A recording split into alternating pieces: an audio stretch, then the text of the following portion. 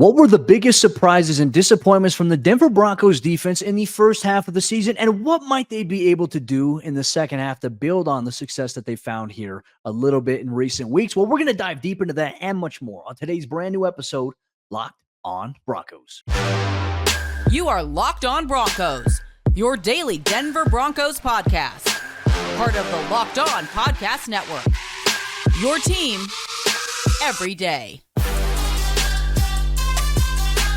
It wasn't pretty for the Denver Broncos defense in the first half of the season, but they've started to find their rhythm, and how might they be able to build on it? Well, we're going to dive deeper into that in today's brand new episode of Locked on Broncos, your daily Denver Broncos podcast, part of the Locked on Podcast Network, your team every day. Thank you so much to everybody in Broncos Country once again for tuning in, making us your first listen of the day. Every single day you can get this podcast for free on YouTube or wherever you get your podcast. This episode is brought to you by PrizePicks, the easiest and most exciting way to play daily fantasy sports. Go to prizepicks.com/LockedOnNFL and use code, all lowercase, LockedOnNFL for a first deposit match up to $100. I'm Cody Roark, Broncos reporter for Mile High Sports, joined alongside, as always, by my co-host, Sayre Bedinger, site expert, predominantlyorange.com. Sayre, the Broncos defense, my friend, I tell you what, throughout the first half of the season, there is definitely some surprises, some good, some bad surprises, and obviously some disappointments we'll dive deep into as well here. But as the team prepares for a second half stretch where they're looking to go on a run, the defense has played drastically better. But as we put things into perspective from how they got here, let's focus, as always. We did yesterday's episode of the show where we talked about surprises on offense. Let's talk about surprises on the defensive side of the ball here. I'm very curious to see where you start off, because I feel like there were several that we could highlight. But in terms of player standpoints, there are a couple of guys that stand out. Cody, I'm going to throw a little curveball here. I didn't put this on the script, but as you were talking just a bit ago, kind of inspired me to think about maybe arguably the biggest surprise so far this season for the Denver Broncos has got to be the Jekyll and Hyde of Vance Joseph, right? I mean, we went from the fan base calling for his head after the first 4 or 5 weeks of the season to now here in the last 3-4 games, it's kind of like, oh my goodness, is Vance Joseph, is it more like Vance Joseph? Is Vance Joseph him? Like, what is going on?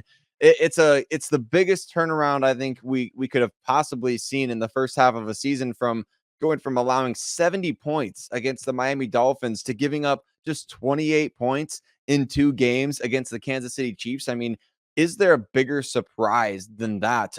As far as what we saw in those first 4 or 5 games compared to what we've seen in the last 3 weeks or so from Vance Joseph, especially given the fact that that first Chiefs game was on a 4 days of rest.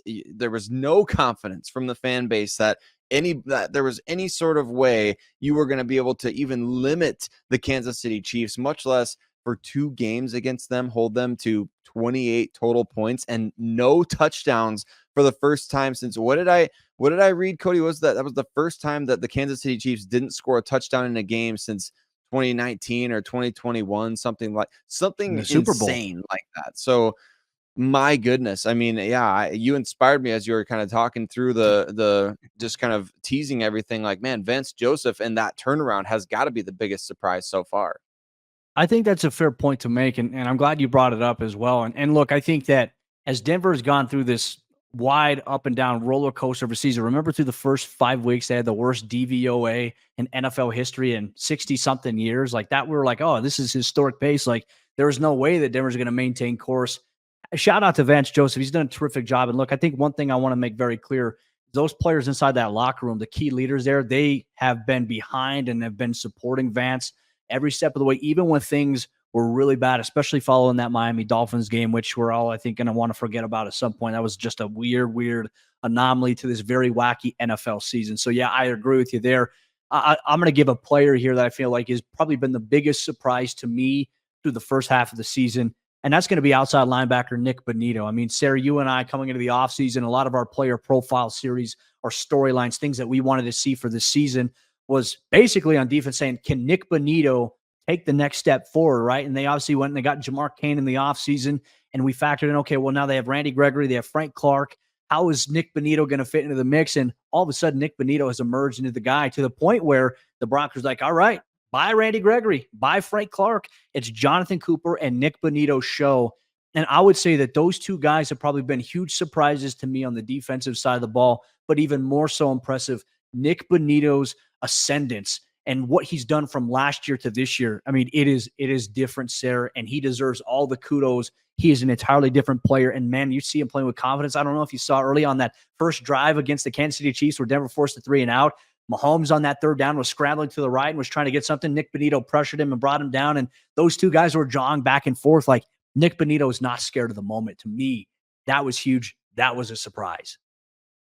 He leads the team in quarterback hits at 13. He leads the team in sacks at 5.5. He leads the team in tackles for loss at 9. I mean, Nik Bonitto is that dude off the edge, and he's exactly what a lot of people hoped he could be coming out of Oklahoma. Remember, before the Broncos got him at, what was that, pick 64 overall in the 2022 NFL draft, or 2020? Yeah, that's right.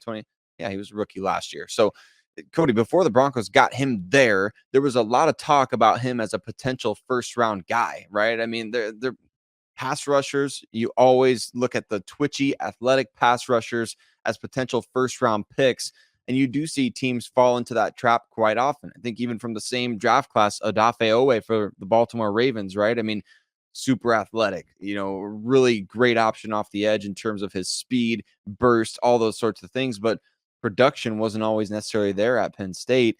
Now we do see that from Nik Bonitto, where the production was always there at Oklahoma. The question was, size-wise, could he hold up in the NFL?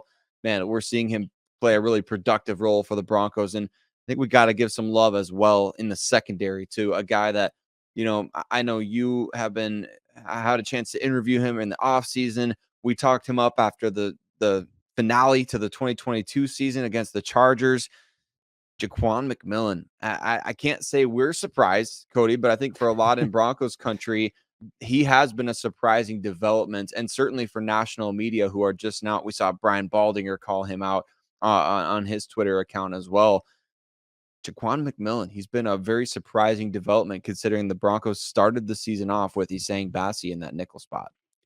Just the expectation and how hard the nickel position honestly is to play, Sayre. Like, that's what blows me away a little bit about what Ja'Quan has been able to do, right? Because we saw him last year on the outside going against Mike Williams, and we're all of a sudden we're sitting here like, who is number 35? Well, now he's number 29, right? But all of a sudden, we're like, hey, this is a guy we're going to watch in training camp. Goes throughout training camp. You see him playing well on the outside.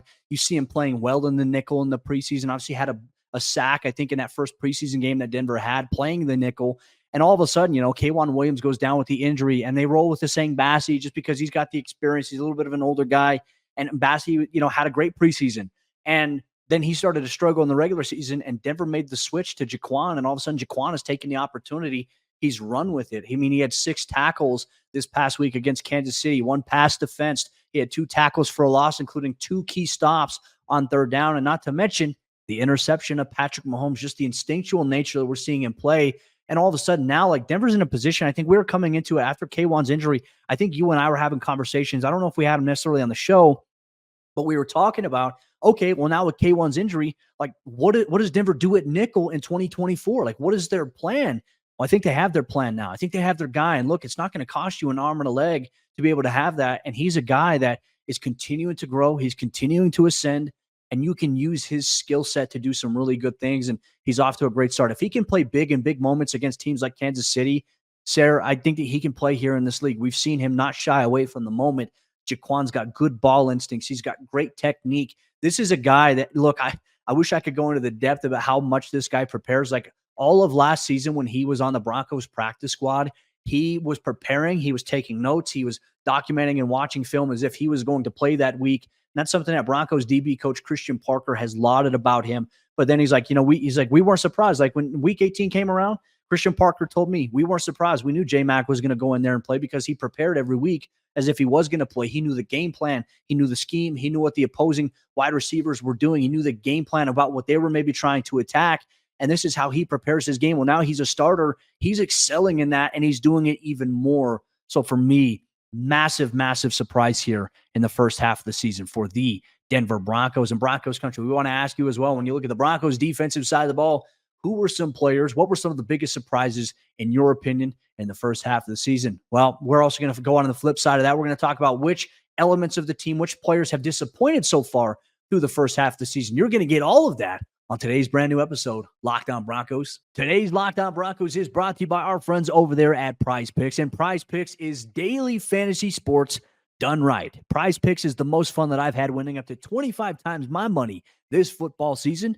You just select 2 or more players, you pick more or less on their projected stats, and then you place your entry. With the basketball season here now, you can now pick a combo projections across football and basketball from the Specials League, a league that was created specifically for combo projections that includes 2 or more players from different sports or leagues. For example, LeBron James plus Travis Kelce at a 10.5 combo of 3-pointers made plus receptions. You want to play alongside some of PrizePicks' favorite players like rapper Meek Mill and comedian Andrew Scholes, so you can now find community plays under the promo tab of the app to view entries from some of the biggest names in the PrizePicks community each and every week. PrizePicks, they also offer Apple Pay for quick and easy deposits into your account this football season, and make sure you check it out. Go to prizepicks.com/LockedOnNFL and use code LockedOnNFL for a first deposit match up to $100. Once again, go to prizepicks.com/LockedOnNFL and use code LockedOnNFL for a first deposit match up to $100. We talked about the positives and the surprises defensively for the Denver Broncos already, but what about maybe some players or areas that have disappointed? I mean, based on the way things went early on, shouldn't be too difficult to highlight a few or maybe low light a few, but we want to hear from you as well. Who do you think? Drop it in the comments if you're listening on YouTube. And hey, we got to stop really quick, Cody, and say thank you to every single one of these people who makes Locked On Broncos their first listen of the day every single day right here on the Locked On Podcast Network, free and available, that you can find your podcasts anywhere, and as well as on YouTube, where, like I said, you can drop your answers in the comments, your thoughts, engage with us and other members of Broncos Country.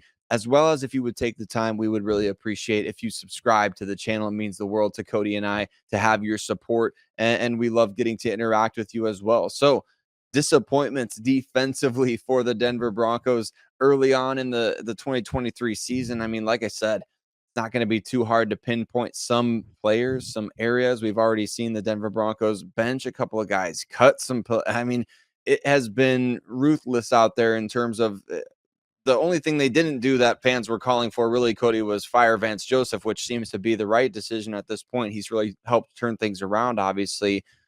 For you, what's been maybe the biggest disappointment defensively so far this season? I almost feel like this could be unanimous for Broncos Country. Well, I think one of them too, we look at the defensive line. For me, Jonathon Harris got the starting job going into it. And I think so much of what we were trying to talk about this season is, okay, hey, you go out and you get Zach Allen. You lose 2 of your guys, right? You lose Draymond. You replace him with Zach Allen. You lose, another Deshaun Williams. He goes to Carolina. You replace him with Jonathon Harris, who has had a very, very good story, a feel-good story about, kind of where he's at. But Jonathon Harris just simply wasn't playing at the level that you expected from a starter. I feel like that was a little disappointing. And all of a sudden, like Denver in the last couple of weeks, they've made some changes where, okay, now DJ Jones and Mike Purcell are both healthy. Well, now you're seeing a little bit more of DJ Jones and Mike Purcell. You're seeing DJ at DN, Mike Purcell at nose tackle, and then Zach Allen at the other defensive end spot, where I feel like Denver has been a little bit more consistent. Because here's the issue that we saw in the first 5 weeks. And look, obviously the historically bad start, that's another disappointment that we saw. It was just like through the first 5 weeks, this is the worst defense we've ever seen in the NFL, which was so weird considering Denver's personnel was the same. So I think a lot of it, injuries had to factor in when Denver lost Josie for, a week, and then lost Justin Simmons for a couple weeks. And we were sitting here wondering, like, who's going to step up? What's going to happen? And now we're starting to see them find that gel and find that rhythm. But, I think Jonathon Harris just has struggled a little bit in terms of just being a guy who can anchor against the run, who's also a guy that, you need your DNs to come up and pass and pass rush situations to flush to the quarterback. We haven't consistently seen that. And it's leading to, him getting drawn into a double team, which leads to, a offensive lineman, whether it's a guard, whether it's a tackle, being up to get to the play side linebacker. And that's where we've seen them in the first 5 weeks surrender big yards and big gains on the ground in the run game, almost at a historic rate as well. So for me, that was a little bit of a big disappointment, I think, through the first half part of the season here for the Broncos. What about you? Outside of defensive line, was there any other areas or players that you could pinpoint that you're like, I expected this, but we didn't quite get that out of them in the first half? I think the biggest disappointment defensively, and it pains me to even say this because I know he's a young player and I know gotta practice what I preach or listen to my own words, I guess, Cody. And we talked all offseason. Development and progress in the NFL is not always linear. And I think many of us, myself included, expected that out of Damari Mathis, right? The starting cornerback, or kind of formerly the starting cornerback at this point. I mean, it was a brutal first half of the season for Mathis, benched in that Green Bay game or ahead of that Green Bay game in favor of Fabian Moreau.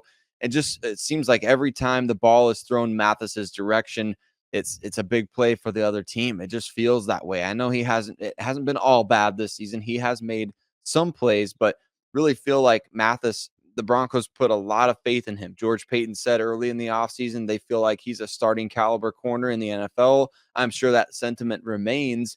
But as of right now, I mean, he's kind of been a liability out there for this team and was a big reason why they were struggling so badly, and why a lot of folks were saying, man, having Pat Surtain on one side of the field is useless if the guy on the other side of the field is giving up everything thrown in his direction. Unfortunately, that's just been where Damari Mathis has been at this season. Hopefully, we can see him progress. But I think, arguably to me, he's been the biggest disappointment on this team so far in 2023. And you just want to continue to just see him take, how does he manage this, right? Because I think when Denver went into the dime package against Kansas City, Damari went on the outside. You had Moreau, and you had obviously Ja'Quan inside the slot, and then you obviously had Surtain on the other side. So he's still going to play, but now, obviously, now that he's not starting on defense, you know what it means. It means he's going to get more opportunities, more looks on special teams as a gunner, as a jammer, and how he approaches that, I think, will be a big determining factor as to, him getting another opportunity, right? Because how many times, like, even go back to who was Isaac Yadam back in the day, struggled, got cooked a little bit as a member of the Denver Broncos, but cut his teeth on the special team side of the ball. Same with Michael Ojemudia. And all of a sudden we saw them get their opportunities once again, right? And that's the thing about the NFL is, hey, you're just another injury away from maybe being back into that spot. And hopefully nothing happens. Hopefully Denver can stay healthy on all facets of their team operation going into the second half of the season. But I think for a guy like Damari, just making sure you don't lose your confidence in a situation like that, because this could be very temporary. You bench now, but you could be starting next week. So it's just about biding your time, putting the work in. And look, Damari's got a great mindset. I've had a chance to talk to Damari in the locker room at times, and he's got a good mindset. He's so focused on just continually getting better. And it's tough. Yeah, it didn't have the start to the season he had hoped for, but it's a learning opportunity. As you mentioned, growth is not linear. It's all over the place from time to time here. And also for one of the hardest positions in the game, he's got a good mindset. I think we'll see him bounce back going forward here for the Broncos. And I don't know, maybe like another area we can maybe pinpoint. I don't know if we can necessarily say disappointment, right? But I think like depth has been a little bit of a concern. Like, is it fair to be like disappointed in like the opportunities that we've seen Drew Sanders get? Or I feel like he's a rookie. So for the times when he had to get put into the game, especially against Miami and especially in the Chicago game, felt like he struggled, right? But that's kind of like, hey, welcome to the NFL, rookie. So I don't know if that's necessarily a disappointment, because we've seen him go to some 4-3 looks. Thought he's played well in those 4-3 looks. He's playing really good on special teams right now. So I don't think it's fair to me to say like, okay, I'm disappointed in Drew Sanders, because the expectation was he wasn't going to play as much this season anyways. But now that he's been able to get on the field, it's good to see him get some opportunities, get some reps in, because I think that will also help with development. Yeah, I think so too. It kind of just feels like maybe a misjudgment of the depth at times for the Broncos pro scouting staff, coaching staff, front office. Not that, I mean, I don't know more football than a lot of those guys. Obviously, I can't say every one of them, Cody, because they're not batting 1,000 at this point. But, and of course, we are on the, no, I'm just kidding. But when you look at situations that the Broncos faced early in the season, like when Drew Sanders was pressed into action, I mean, they drafted him for that, but you could argue they did not plan for the defensive line, the depth that they have there. And they brought in Shelby Harris and had him on a visit and didn't sign him for whatever reason. And that ultimately was a problem early on. You saw issues with the guys that they signed, like Frank Clark and Randy Gregory. Those guys did not provide what you needed. In the secondary, Delarian Turner-Yell really struggled when he came in, but you had an opportunity to plan for that with PJ Locke being on injured reserve, as well as Caden Stearns going down rather quickly. Had opportunities to plan for those kinds of things, did not do it. The nickel corner position, you misjudged that from the very start, right? You had Sayre Bassey starting in that role after a good preseason, but Ja'Quan McMillian, who by all accounts has played better at every opportunity that he's been given, was sitting on the bench. So kind of a misjudgment of depth early on, causing you to make these corrections in the season that I think, unfortunately, a lot of us saw coming. You just didn't take those steps to really protect yourself in the moment when you had the chance.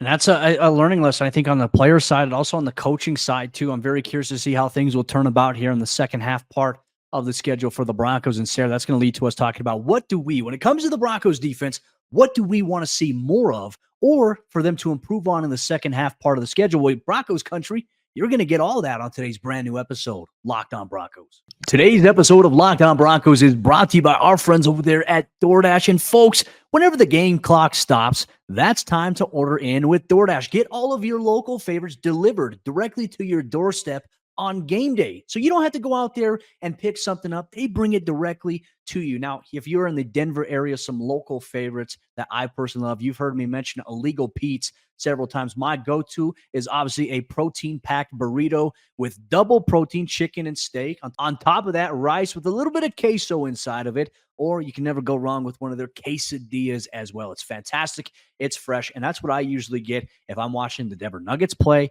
or if the Broncos are on the road. DoorDash is my daily go-to on game days. Order pizza, wings, soda, burgers, or even just the buns on DoorDash and get it all delivered without missing the game. Kick back at kickoff with unbeatable deals on everything that you need for the watch party or tailgate and score football season's best deals on groceries, restaurants, retail, and more. Get prepared before game day. Stock up on your favorite appetizers and order all of your tailgate gear on DoorDash.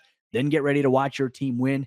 Get 50% off up to a $10 value when you spend $15 or more on your first order when you download the DoorDash app and you enter code LOCKED23. Subject to change, terms apply. Once again, get 50% off up to a $10 value when you spend $15 or more on your first order when you download the DoorDash app and enter code LOCKED23.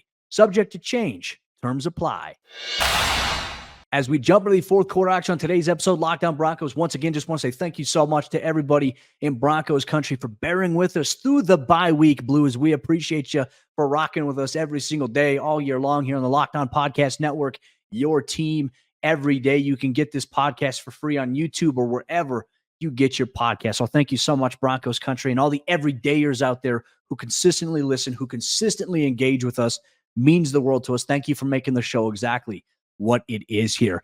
What would we like to see from the Broncos defense, either more of or something they need to do better in the second half part of the schedule here? That's going to be our focal point here on the conversation on today's Locked On Broncos. And as you're listening or watching along, make sure you share with us your thoughts on that. Sayre, I'm going to start with one thing, and this is going to be cliche, right? Good things happen when the Broncos defense generates takeaways. And through the first part of those first 5 games, Denver struggled with getting takeaways. I mean, they had one takeaway against the Raiders in week 1, which was a tip pass intercepted by Kareem. The second takeaway that they got, I think, came in that week 4 game against the Chicago Bears. So takeaways weren't coming.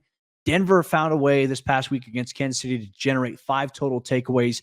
To me, that is a key for sustainability, and it also helps them get off the field. Not only have they been good in the red zone and third down, they've generated takeaways. I think that's something I think we need to see a little bit more of here in the second half part of the schedule. It definitely is. They're creeping into or close to the top 10 in terms of forcing turnovers. They are 11th in the NFL right now with 12 total turnovers. Obviously, that game against the Chiefs, a huge boost. And you do want to see more of that going forward. One of my favorite things, Cody, is when basically now the entire team gathers together after a turnover and, goes and poses in one of the end zones. It provides some great photos for us to use, as the podcast thumbnails or for me writing on predominantly orange. I love those pictures. It's great to see all those guys having fun together like that. And turnovers really galvanize a team. It really does change momentum of a game. So do everything in your part to keep forcing turnovers.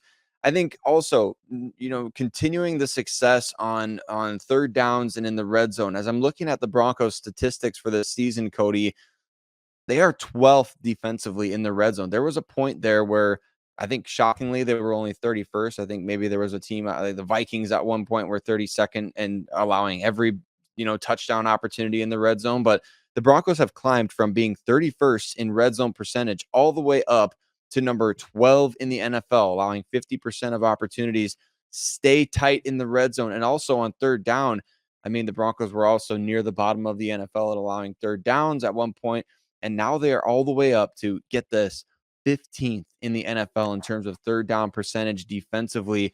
So they're in the top half of the league on third down. They're very much so in the top third of the league almost in terms of red zone defense. So keep those two areas going. Whatever you've got working on third down, whatever you've got working in the red zone, keep it up in the second half. I think you just need to continue to build on the things that are working right. And I think where Denver has impressed me with what adjustments they have made after the historically bad start is just the amount of communication that they've had. Like, they didn't communicate much in the first 5 weeks. There were a lot of miscommunication errors in terms of how the defense was operating. And now Vance Joseph has seemingly kind of not necessarily gone away from the Fangio blueprint. Like, the Fangio like scheme look is there, but a lot of like Vance's calls that he's running, that he's historically ran defensively, are starting to kind of transition and become what the defense is doing. And they're doing it really well right now. So for me, I think that's where maybe the graces come in from Sean Payton a little bit. I think maybe, and I don't know, I can't confirm this is just speculation, but it maybe feels like as much as Denver wanted to preserve the integrity of the scheme that they had last year, it's almost like now they're blending both what Vance calls and what he has called historically into some of those scheme looks that Fangio would be out there. So you're showing something, but then you're doing something entirely different. No coincidence, the Broncos defense, since doing those things, it's helped them against the run. It's helped them in the passing game in terms of mitigating explosive plays. I think there's no coincidence there, and I think you need to see a little bit more of that going forward here for the Broncos. And look, I think another thing that they've done really well, we talked about them moving on from Randy Gregory, Frank Clark. You've seen Jonathon Cooper, you've seen Nik Bonitto, and now, hey, welcome in Baron Browning to the party. The Broncos are generating a lot more pressure on the quarterback consistently. I think DJ Jones has also, to be honest with you, since he's been healthy from that knee injury, DJ's had a little bit of a bigger presence. Josie and Alex Singleton are getting involved a little bit. The nickel is getting involved sometimes in the blitz game. Like, you're just seeing more diversified looks here from this Broncos defense. And I think they need to continue to build on that here going forward. Sayre, I don't know how you feel about that, but you naming off where they were defensively versus now where they're at, like, that's huge progress, considering that, hey, at one point after that 70-point performance against the Miami Dolphins, Denver, despite some improvements they've made, were still 32nd in the NFL in a lot of the major categories. Now it's starting to balance out a little bit to where we're kind of getting to where, okay, hey, where's the true median at for them? To me, I'm excited to see if that development plays out here in the second half.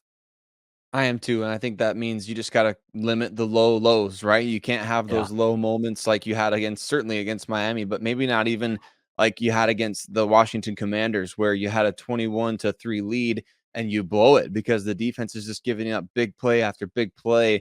Limiting big plays, limiting those low moments, I think is going to be crucial. As you said, the progress, it's been already pretty astronomical in terms of what the Broncos have done the last few weeks. So limit those low moments, keep the heat on in the pass rush department, and stay tight in the red zone and on third down defensively.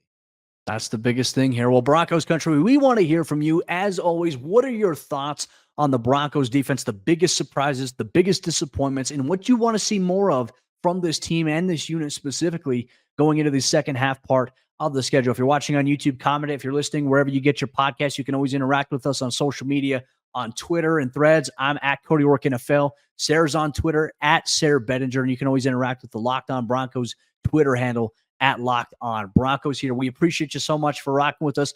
No post-game show coming up this week, which is a little bit weird, but for Monday's episode of Locked On Broncos, here's what you can expect, Broncos Country. We're continuing our report card series. How have the Broncos rookies looked so far in their first season?